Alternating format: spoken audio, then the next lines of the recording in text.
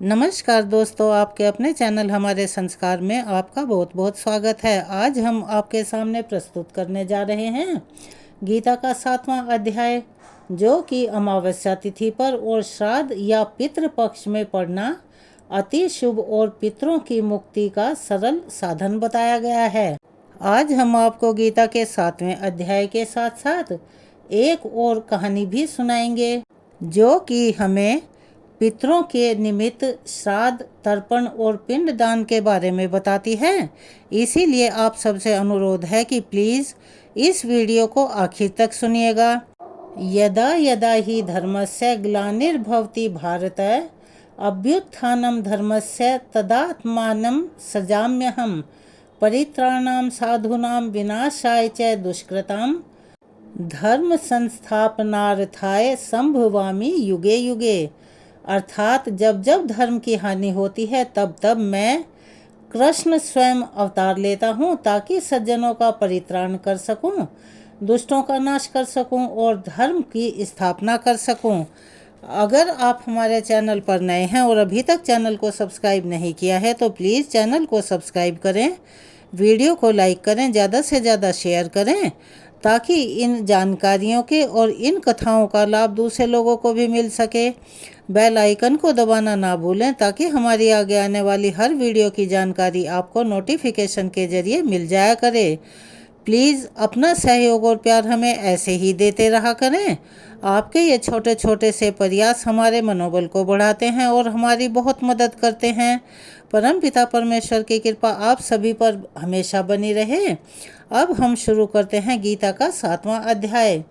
इस श्लोक से भगवान श्री कृष्ण अर्जुन को ये उपदेश देना चाह रहे हैं, यानी कि अब बताना चाह रहे हैं कि जितना हम इस सृष्टि के चलने में सहायक सिद्ध होंगे, उतना ही ये सृष्टि हमारे अनुकूल होगी, और जितना हम इसके प्रवाह में बाधक बनेंगे, यानी कि इसके सामने समस्याएं उत्पन्न करेंगे, उतना ही प्रतिकूल परिणाम हमें प्राप्त होंगे। ये उस समय की बात है जब विश्व में वैदिक धर्म की स्थिति काफ़ी खराब थी और लोग वेद, वेदांत और परमात्मा में कोई आस्था नहीं रखते थे।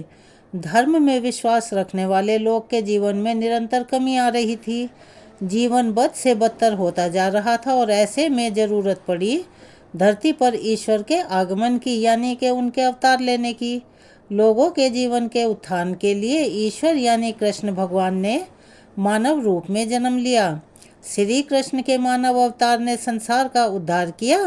भगवान श्री कृष्ण ने अपने उपदेशों की शुरुआत नवग्रहों में प्रथम सूर्यदेव से की, जिसमें उन्होंने सूर्यदेव को सनातन धर्म की शिक्षा दी।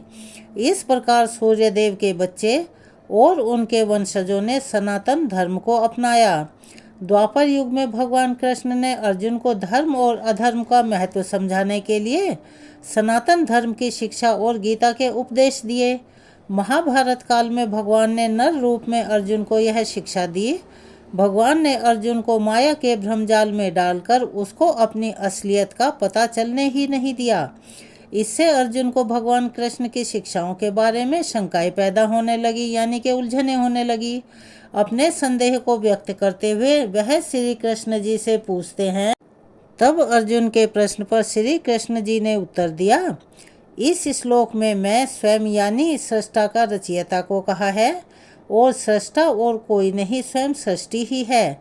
श्री कृष्ण जी ने धर्म को समझाते हुए कहा कि धर्म कोई जाति विशेष नहीं है, अपितु इस पूरी सृष्टि को जो गतिशील रखता है उसको धर्म कहा गया है। संसार में चलाने वाला कोई ऊपर नहीं बैठा। जैसा कि सभी मनुष्य कहते हैं कि भगवान 7वें आसमान पर रहता है, उन्होंने कहा कि इस सृष्टि को चलाने के लिए ईश्वर ने कुछ नियमों की स्थापना की है। जब जब इस सृष्टि को चलाने के लिए स्थापित नियमों में कोई भी अवरोध उत्पन्न करता है तो उसका निवारण आवश्यक है।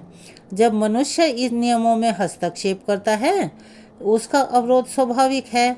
उन नियमों के पालन का संचालन करने के लिए ईश्वर का अवरोध उन मनुष्यों का संहार करते हैं जो ये नियम तोड़ रहे हैं, यानी कि नियमों के अनुकूल नहीं चलते। सृष्टि समय के साथ मनुष्यों के उत्थान के लिए सदैव अपने आप में और उसमें विद्यमान नियमों में परिवर्तन करती रहती है। और हमेशा करती रहेगी। अब हम आपको एक कथा सुनाने जा रहे हैं जो भगवान शिव ने माँ पार्वती को सुनाई थी। शिव कहते हैं, हे पार्वती, अब मैं 7वें अध्याय का महात्म्य बतलाता हूँ, जिसे सुनकर कानों में अमृत घुल जाता है। पाटलिपुत्र नामक एक दुर्गम नगर है, जिसका द्वार यानी के गोपुर बहुत ऊंचा है। उस नगर में शंकुकर्ण नाम का एक ब्राह्मण रहता था। उसने वैश्यव्रती करके यानी के वाणिज्य की करके बहुत सारा धन कमाया और इकट्ठा किया, किंतु ना तो कभी भी उसने पितरों के निमित्त तर्पण किया, श्राद्ध किया, और ना ही पिंडदान किया, और ना ही देवताओं का पूजन किया। वह धन के लालच से धनी लोगों को ही भोज दिया करता था। एक समय की बात है, उस ब्राह्मण ने अपना चौथा विवाह करने के लिए अपने पुत्रों और बंधु बांधवों के साथ यात्रा शुरू की।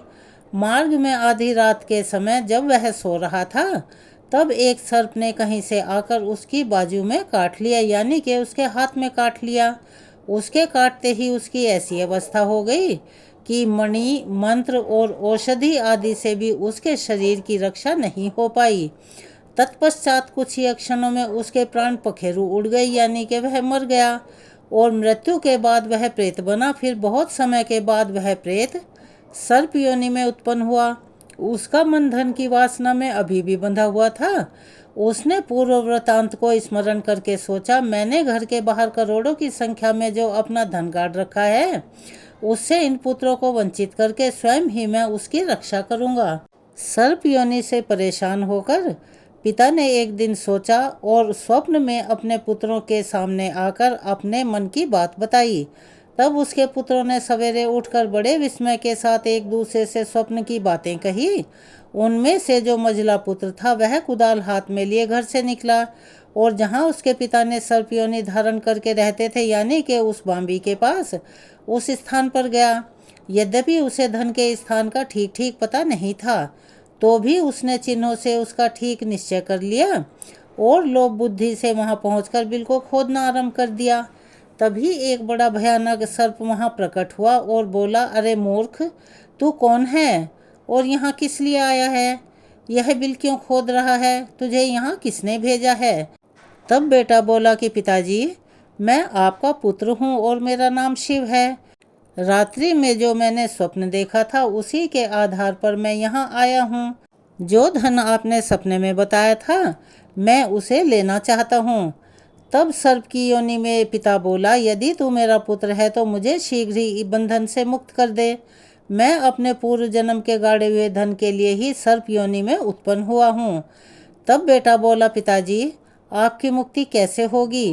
वह उपाय मुझे जल्दी बताइए, क्योंकि मैं इस रात में सब लोगों को छोड़कर आपके पास आया हूँ। तब पिता बोला, बेटा, गीता के अमृत रूपी 7वें अध्याय को छोड़कर मुझे मुक्त करने में तीर्थ, दान, तप और यज्ञ भी समर्थ नहीं है। केवल गीता का 7वां अध्याय ही प्राणियों के जरा, मृत्यु आदि दुखों को दूर करने वाला है। हे पुत्र, मेरे श्राद्ध के दिन गीता के 7वें अध्याय का पाठ करने वाले ब्राह्मण को श्रद्धा पूर्वक भोजन करवाओ। इससे निसंदेह मेरी मुक्ति हो जाएगी। हे वत्स, अपनी शक्ति के अनुसार पूर्ण श्रद्धा के साथ वेद विद्या में प्रवीण अन्य ब्राह्मणों को भी भोजन कराना। सर्प योनि में पड़े हुए पिता के ऐसे वचन सुनकर उसके सभी पुत्रों ने उनकी आज्ञा के अनुसार तथा जितनी उनकी सामर्थ्य थी उससे भी ज्यादा किया। तब शंकुकर्ण ने अपने सर्प के शरीर को त्याग कर दिव्य देह धारण कर ली और सारा धन अपने पुत्रों के हवाले कर दिया। पिता ने करोड़ों की संख्या में जो धन उनमें बांटा था, उससे वे पुत्र बहुत प्रसन्न हुए। उनकी बुद्धि पहले से ही धर्म में लगी हुई थी, इसीलिए उन्होंने बावलियाँ, कुएं, पोखरे, तालाब, यज्ञशाला तथा देव मंदिर के लिए उस धन का उपयोग किया और जगह जगह मुसाफिरों के लिए धर्मशालाएं भी बनवाई।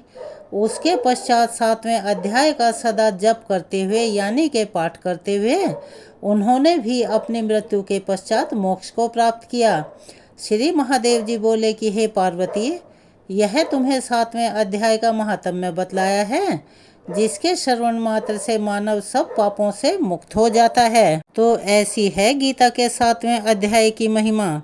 अगर आप चैनल पर नए हैं और अभी तक सब्सक्राइब नहीं किया है तो प्लीज़ चैनल को सब्सक्राइब करें, वीडियो को लाइक करें, ज़्यादा से ज़्यादा शेयर करें। कमेंट्स बॉक्स में ओम नमो भगवते वासुदेवाय नमः, हर हर महादेव लिखना ना भूलें। बेल आइकन को भी ज़रूर प्रेस करें। अपना सहयोग और प्यार हमें ऐसे ही प्रदान करते रहें। धन्यवाद।